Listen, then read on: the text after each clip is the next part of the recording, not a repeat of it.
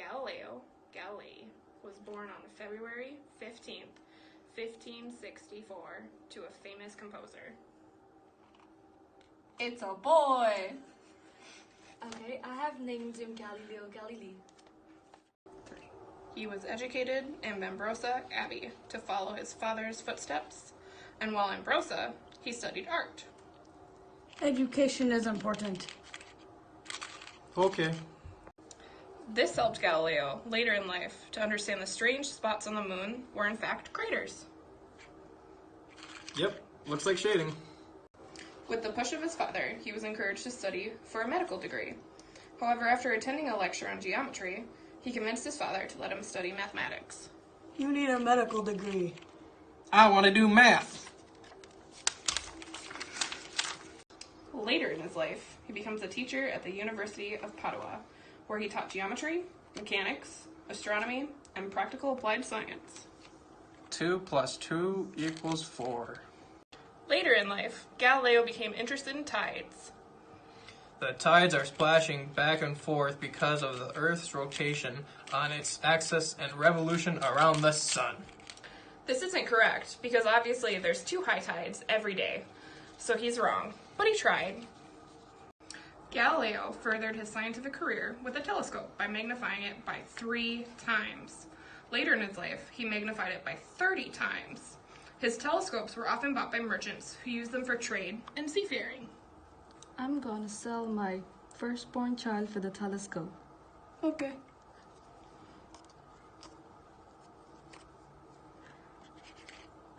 With the help of the telescope, Galileo discovered 3 fixed stars close to Jupiter. With careful study, he realized that they were orbiting Jupiter, which meant that they were in fact Moons! I see a 4th! Galileo and Father Rossi Grasse became heated with each other in a theory on a comet. Because of the conflicts, he alienated himself from the Jesuits, who were previously sympathetic to his opinions. Because science. Because of God! I am no longer sympathetic. Before Galileo's conflict with the church, people believed the geocentric theory. Which was the belief that the Earth was center of the universe, and all bodies revolve around the Earth. This is believed because God found us special, so why would the world not revolve around us? In Psalms, chapter 104, verse 5, says the Lord set the earth on its foundation and can never be moved. Further, Escalates, chapter 1, verse 5, states that the sun rises and sets and returns to its place. See, this chart proves that we are at the center of the universe. Earth, the sun. There were several people who didn't believe in the geocentric theory. People like Galileo and Tycho Brahe, a Danish astronomer, which created the heliocentric theory, which suggested that everything traveled around the sun. Yeah, that looks right. Good job! Tycho and Galileo observed the 1572 and the 1604 supernova, in which they came to the conclusion that the stars were distant, rather than the belief that the stars in the heavens couldn't move. Do those stars look close to you? No, they don't. Benedetto Castelli, a friend of Galileo, was actually confronted by the Grand Duchess of Christina of Florence, who explained that To insult the geocentric theory is to contradict the Bible. which resulted in Galileo writing a letter explaining science is science, and the Bible was faith and morals. The letter was never published, but it was circulated widely. Letter. Who wants a letter? Observed the Milky Way and found that stars were just densely packed and appeared to be clouds from Earth's view. He was also able to measure some stars and try to determine the distance of them to the Earth. Now carry the 1.